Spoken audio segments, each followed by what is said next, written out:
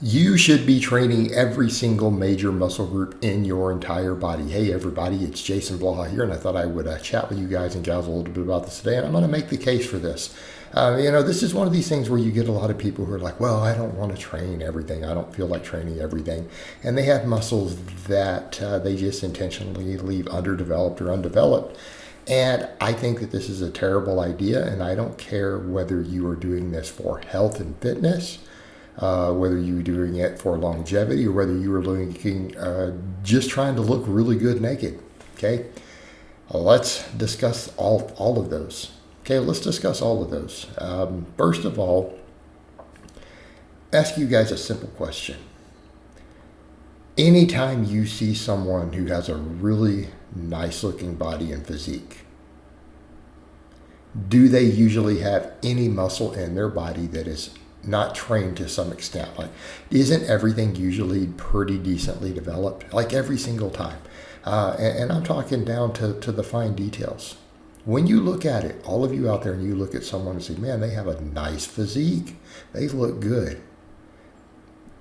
Do they ever have really small forearms? Do they ever have really small calves? Okay, see where I'm going with this? That person has usually done some training for pretty much every muscle in their body. And they may not necessarily isolate everything, but I promise you, every muscle in their entire body is bigger than when they started. Why? Because an aesthetic physique should be reasonably proportionate, right? So if you want an attractive body, you should probably get lean. Okay, obviously you want to be at a low body fat. You want to be decently lean. That's obviously near the top of the list. We all understand this. All right. Probably want to have visible abs, but you need to train everything.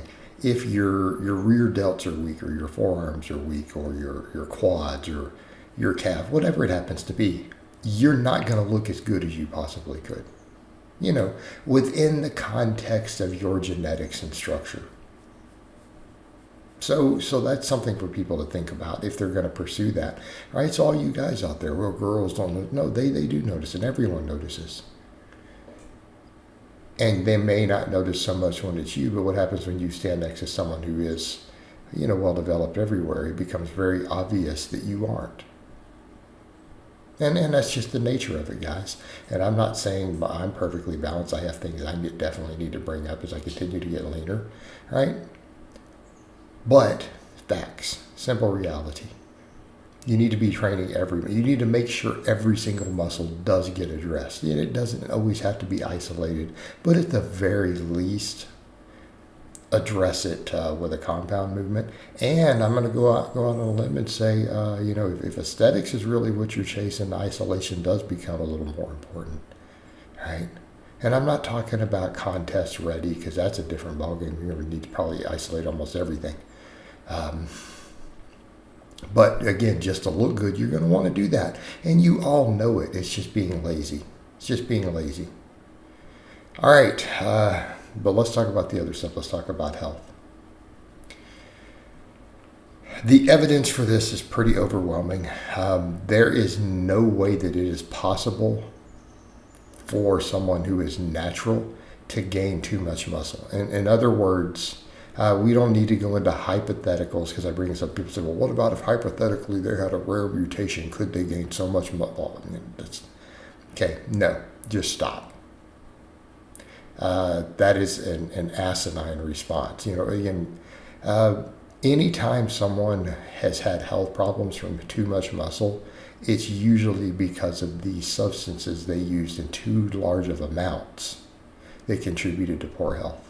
Okay, that's almost always the cause. Because what we find in the research, the more muscle you have, the more protective it is against a lot of diseases. Okay, and we need to be clear on that. Diabetes, cancer, okay, all those things. I mean, we could argue about cardiovascular disease not being reduced past a certain threshold of muscle, and I think that's a fair statement, right? Okay, all right, heart attacks beyond a certain point, it's probably not benefiting you, at least in theory, according to any evidence. Hypothetically, it might. But we do know that obviously lifting weights has been found in meta-analysis to be slightly better for heart health than doing cardio if you only picked one. Now, they combine together extremely well, by the way. Gosh, do cardio, and eat a healthy diet. Your risk of cardiovascular disease plummet at that point. But, back over to the other thing. Lifting does help slightly more. That's not my opinion. That's meta-analysis. Doesn't mean cardio is not good, though. So put that in context. Now, that being said, the others, muscle mass is protective. Every single pound of muscle that you put on your body has a measurable resistance to cancer and diabetes. Okay, that's data driven, and it's because muscle tissue improves insulin sensitivity, and trained muscle tissue, like muscle tissue that you have built through resistance training and that you continue to train, is a glycogen sink. It's a glucose sink. It's an insulin sink. It lowers your circulating insulin, lowers your circulating glucose. It makes it to where your body needs less insulin to operate. Okay?